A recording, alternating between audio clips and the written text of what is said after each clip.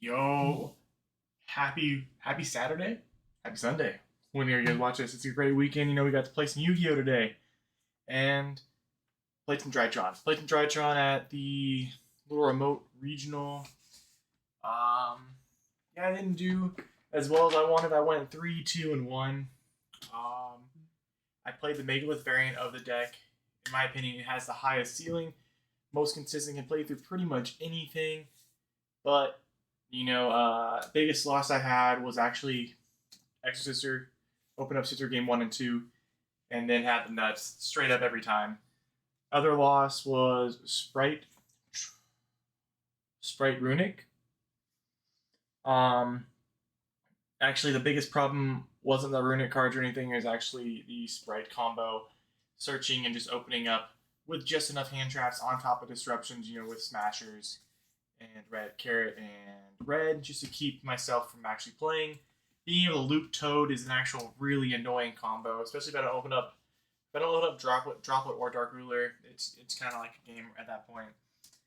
But after this, I wanted to play it one last time before the BCO cards come out, and I had to take a break from the deck, until I can find out how feasible it is to play into the BC format, just because it is such a phenomenal, consistent archetype that basically just banishes and hates on light and dark stuff. So, that's what I'm looking forward into. Probably gonna take a break from Drytron.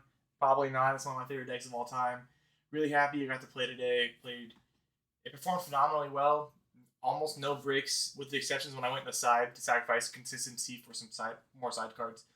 But other than that, no breaks. I was able to make an insane board. So at the end of this video, I would go ahead and make a combo tutorial. It is a straight up tier hate board. Everything plays in standby phase, so it doesn't get around Dark Ruler no more. Put your opponent on having Droplet, your imperm proof, whatever. It's great. It's a phenomenal combo, and every time I opened up with it, it was automatic game 2 or game 3.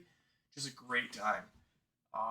Just go ahead, like, subscribe, comment. It'll really help me out, really help out the channel. I know I'm growing. I know I'm a small guy, but I love it. This is my favorite hobby to do, and I like to showcase some really awesome, consistent, and wonky deck lists for y'all.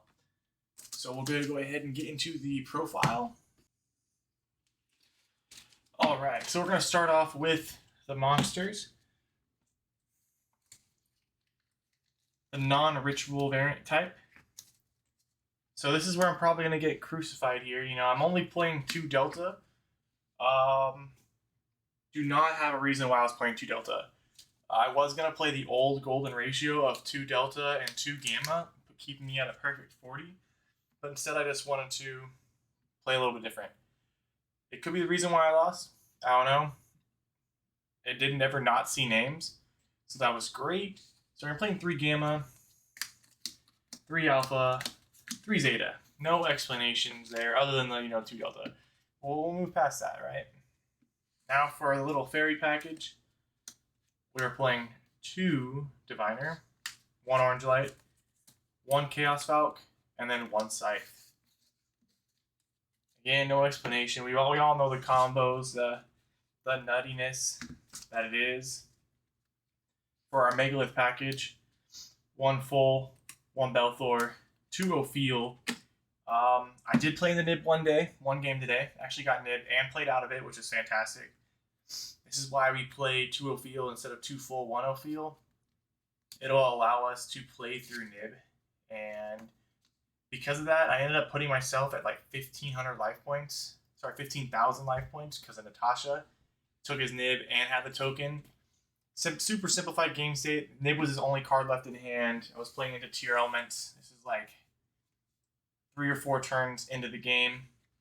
But I was able to play into it and grind. It was great. That's why I like this at 2. We are playing Natasha. Probably, I would honestly say Natasha is better than Benton in terms of regular effects, especially in the mid to late game. 3 Benton. Okay, now this is I love Benton at 3. It feels so consistent. It feels so great. Honestly, Benton is fine at 2. Benton is fine at 1. We are playing Preparation Rites and other cards to search. We don't really necessarily need to see 3 Benton. It's just really funny DD Crow, I did get DD Crow quite a bit, so having a third did come up. But in the rest of the games, resolving it twice or having only 2 of them will just open up a little bit more for like what you can play, like some sacky stuff or some one-ups, like some back row destruction, things like that. Something to look forward to into the future of the deck if this deck is decided to play into like the Ishizu and the Bestial formats. And then the one Draconid. Actually didn't even try to pull him out once today. Every situation, it would have been great. Opponent ended up scooping, or the Bathor pop for like 4. It's phenomenal. I would never drop Draconids because it is a great card to end under Droll. So always something I'll keep into the list, regardless of what's going on with it.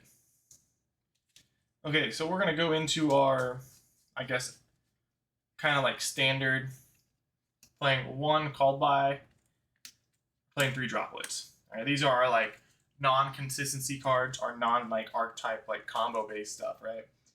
So we're playing 1 Meteonos Drytron, 1 ritual spell. I was messing around with 2 with DD Crow being such a big thing, but everybody automatically hates on Ben 10 literally before we even can do anything. They'll be like, no, we're gonna go Ben 10. All right, fine. Even though they hit this, we have way less fun of a time. We're playing 2 Fafnir. This is great in the Sprite. It actually never came up. Every time I went first into Sprite, like I said, Scythe Lock, FTK essentially. They're just like, yeah, game goes, good game. Playing our Utility, playing 3 Novas, and then 3 Emergency. Honestly, going down to 2 and 2 or 3 and 2, whichever ratio you would prefer, would be fine. I think Cyber Emergency at 2 in a 40 card deck is totally great. It would be no issue. And then probably one of the best searches in deck, Prep Rights. Just phenomenal. Like, not once per turn, let me just search my Benton or my Megalith or anything. So that was the main deck list. Only a few things I would change, maybe just ratio-wise. Go down to 1-2 Gamma, or go up to 3 Delta at playing a 42 card deck. Nothing too fancy. Maybe looking at playing Beta coming forward in the future, with DD Crow and everything. So such a big card. If they end up DD Crowing our combo line, being able to get it back. For our Link 1s in the extra deck, we are playing 1 Link Rebo, 1 Anima. This resolved every match, game 2. I resolved Lava Golem every single game. And just Lava Golem Anima back.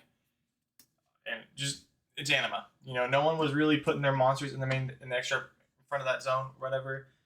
But Lava Golem was sealed to get my own 3K beater. Great.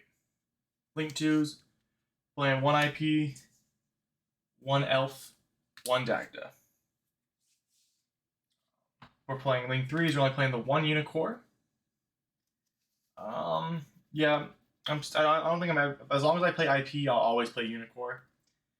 And we're gonna play, for our Link 4s, we're playing 1 Appaloosa, 1 Borrelsaur. Appaloosa gave me game, going in from making a Sprite Elf and then an IP under it.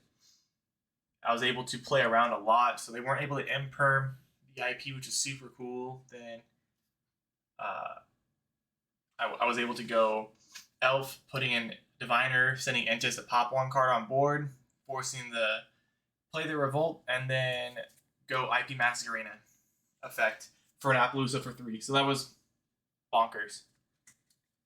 For the Xyz, we are playing 2 Mubeta, 1 Dweller. This was all there again. This won me so many games today. Dweller is insane. And then 1 Zeus. We're not on Beatrice. I wanted to drop it to play something a little bit more greedy, the Dweller and the Appaloosa. So I did not miss Beatrice at all. It would have been nice to be able to have some more sidecard access. But the only things I would really be dumping would be like Necro Banshee and Token Collector. Those are the main targets I use for Beatrice from extra deck. Well, from main deck for the Foolish. You know, comment if you have any other options for me, let me know. And then we're playing the 1 Intis, 1 Arclight, and 1 Baron. Right. The side deck. Super duper. Like standard. Like it's just really generic. 3 Judgments. 3 evenly matched. 3 Lava Golem. 2 Dark Ruler. 1 Duster. 3 Cosmics. I don't really think there's an explanation needed. Nothing super sauce. I really wasn't worried about playing into Floowandereeze too much, so I wasn't playing 0-7 or Nehru Banshee, anything like that. So I just kind of want to have a generic sideboard that just kind of swings real wide and gives me everything I can, especially if I just want to go second. 9 going second cards is always good. So we're going to go ahead and shuffle this up and do a little draw drill combo just to kind of see how it performed. All in all, the deck was great. So game 1, played in a tier element, 2-0. Game 2, played into Sprite Runic. They got me 2-1. It was close. Game 3 was actually real close. It came down to a judge ruling with Chaos Valk and Toad, it being an effect. If not, it would have become a Baron on top of some more shenanigans. So moved at that. Game 3 ended up being a draw. Into, I think it was just pure Runic, the deck out variant. Yeah, it was came in the time actually on my turn, and then Demise landed me, so I could not do the Natasha gain life points for game. A little shuffle. Then 4th game. What was the 4th game? 4th game was tier again. This one was like a tier Lunalite or Danger tier. It was just pretty generic tier, nothing fancy. Ended up 2-0ing that one as well. And then the last game was Sprite Tri-Brigade 2-1 me. So that was great. It was a great game. Really excited for YCS Pasadena. Probably gonna be playing some sort of like Sprite variant or Draco Slayer if it's a good meta call. All right. Hopefully this was a good enough shuffle, and yeah. All right. Get a little cut in there. All right, sure, that's fine. So we opened up Alpha Thuban, Preparation Right, Called by, Cyber Emergency, and then Delta. We got a full combo. So we're gonna lead off with Cyber Emergency. We're gonna grab the Zeta. We already know, boys and gals and guys. You know, it's the Alpha Zeta combo. We'll go Alpha Thuban, tributing Zeta. We got the Called by to secure the search, so that's great. Or to keep the DD Crow from going off. We're gonna grab Benton. Zeta's effect, tribute Benton for cost. One thing I love about this deck is you're always having advantage in hand, and then Benton will resolve. Benton will get us, I think. Will be the most, probably go with Herald so we can abuse the prep search. We're going to hold the Delta for right now. We're going to Xyz and then go into our Beta Fafnir. Effect move Beta the dump on the summon. We're going to send the Gamma. Normal summon effect Diviner is going to send that Arclight. And that Arclight is going to bring us access to our Megalith line. So as you know here, we're about to be in nib range, and so that's a great part about leaving the Delta and the Gamma available. So, boom effect, we're gonna add the full.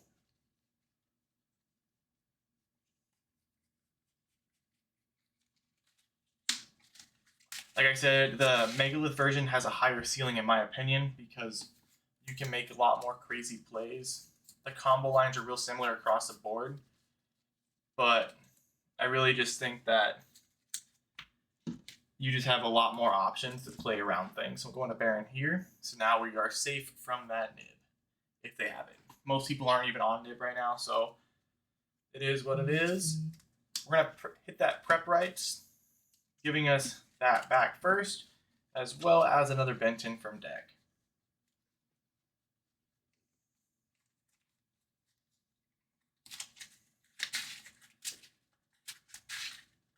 Another great reason why Prep Rights is so good. And look at that card advantage. We're still at 5 cards.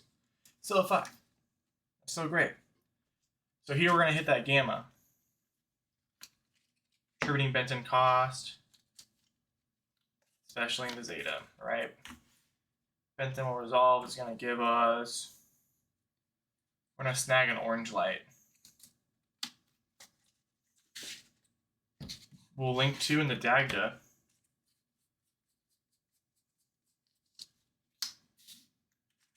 Right. Now we'll Ritual Summon again. Detaching, affect Dagda.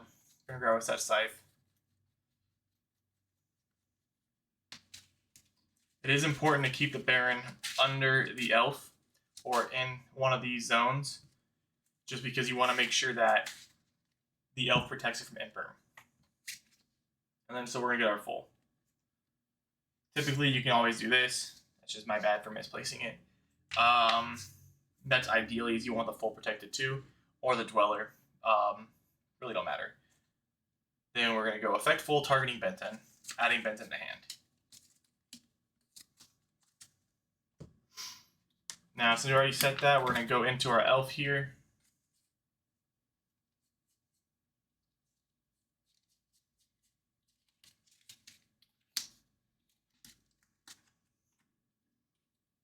Now we'll go effect Benton.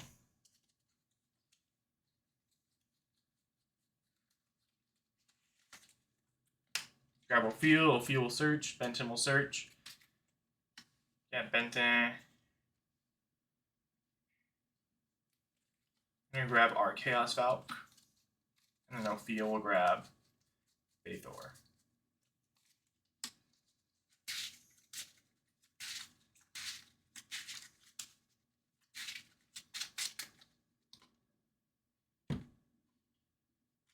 Now you're going to get our good old Dweller, especially in that